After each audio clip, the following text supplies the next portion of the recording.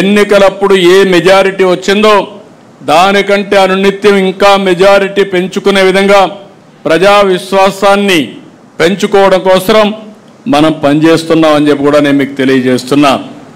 ఇది మీకు అందరికీ కూడా కొంత కొత్త అనిపించవచ్చు, ఏంటి ఇవన్నీ అవసరమని అనిపించవచ్చు. కానీ మనం చేసే పనులు నేను డిఫరెంట్ టైమ్స్లో డిఫరెంట్ చేశాను. ఒకప్పుడు 95లో మీరు ఒక్కసారి చూస్తే నేను వస్తున్నానంటే రాష్ట్రంలో అందరూ భయపడిపోయేవాళ్ళు. ఎక్కడ హెలికాప్టర్ ఎక్కుతానో తెలియదు. ఐఏఎస్ ఆఫీసర్లు కానీ మన మంత్రులు కానీ మన ఎమ్మెల్యేలు కానీ అందరికీ భయం ఉండేది. అందుకే తప్పులు చేయడానికి సాహసించేవాళ్ళు కాదు.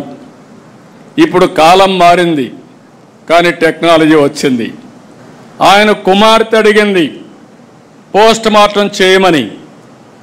అప్పటికే బాక్స్ కూడా రెడీ అయిపోయింది. అంటే అతి దారుణంగా చంపేసి మెదడంతా బయట వచ్చే విధంగా గొడ్డలతో నరికి రూము బాత్రూమ్ అంతా బ్లడ్ అయిపోయి దాన్నంతా కడిగి బాక్స్లో పెట్టి ఆ బాడీని కూడా ఎక్కడికక్కడ కుట్లేసి మళ్ళీ గుడ్లు కప్పేసి అంత్యక్రియలు చేయడానికి సిద్ధమైపోయే పరిస్థితికి వచ్చారు.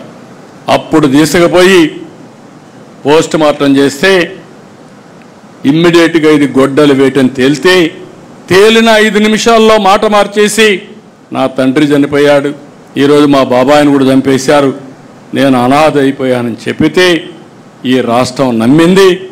మనం మోసపోయాం. సెక్యూరిటీ లేకుండా చేస్తాను ఎదురుదాడి చేయడం.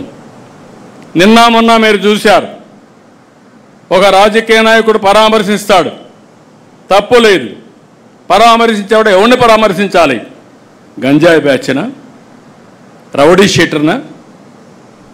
అంటే మీ పార్టీలో ఉండే రౌడీ షీటర్లు గంజాయి బ్యాచ్ని మీరు ప్రోత్సహిస్తే మేము యాక్షన్ తీసుకుంటే అది తప్పు. యాక్షన్ తీసుకోకపోతే మీ అందరికీ లైసెన్సు. రాష్ట్రం అంతా వెళ్ళి ఇష్టానుసారంగా 3 సంవత్సరాల ఆడబిడ్డలపైన అత్యాచారాలు చేస్తూ ఉంటే వీళ్ళని వదిలిపెట్టాలా? వదిలిపెట్టకుండా ఫర్మ్ యాక్షన్ తీసుకుంటే పోలీసులు ఎక్సెస్గా బిహేవ్ చేస్తున్నారని మాట్లాడతారు.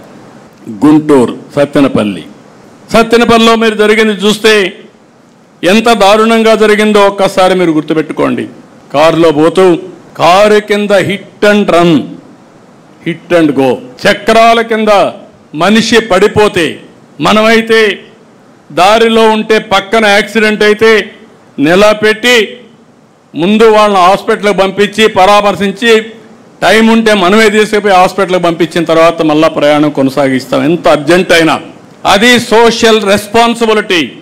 అలాంటిది నీ కారు కింద పడిపోతే కనీసం పట్టించుకోకుండా తీసి బయట పారేసి వెళ్ళిపోయిన సందర్భాన్ని మనం చూస్తే, తిరిగి ఇదే కారులో జరిగిందని ఎవిడెన్స్ వచ్చిన తర్వాత, పేపర్ ఉందని, టీవీ ఉందని ఎదురుదాడి చేసే పరిస్థితి వస్తే ఎక్కడికి పోతున్నాం? రాజకీయాలు హార్డ్ వర్క్ కాదు కావాల్సింది, స్మార్ట్ వర్క్. పార్టీలు కూడా కావాల్సిన స్మార్ట్ వర్క్ కావాలి. ఆ టెక్నిక్స్, ఆ స్కిల్స్ మీకు వస్తే చాలా ఈజీగా ఉంటుంది, సులభంగా ఉంటుంది.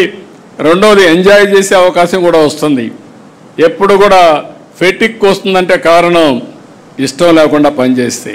ఇష్టం లేకుండా పనిచేస్తే కష్టం అనిపిస్తుంది, ఇష్టంగా పనిచేస్తే ఆనందాన్ని, ఎనర్జీని పెంచుతుంది. ఈ విషయం కూడా మీరు గుర్తుపెట్టుకోవాల్సిందిగా మరొక్కసారి కోరుకుంటూ, ఆ దిశగా సుపరిపాలనలో తొలి అడుగు గ్రాండ్ సక్సెస్ అయ్యేట్టుగా 30 days. ఇంకొక పని లేదు, no exemption, no permissions, no టానా, నో ఆట. మీరు అవన్నీ పెట్టుకుంటే మాత్రం ఈడ లేనిపోని ప్రాబ్లమ్స్ వస్తాయి. టాటా చెప్పేస్తారు. మీరు ఆట టానా ఆడిపోతే మీకు టాటా ఇక్కడ చెప్పేస్తారు. అక్కడి నుంచి మీరందరూ ఫినిష్ అయిపోతారు.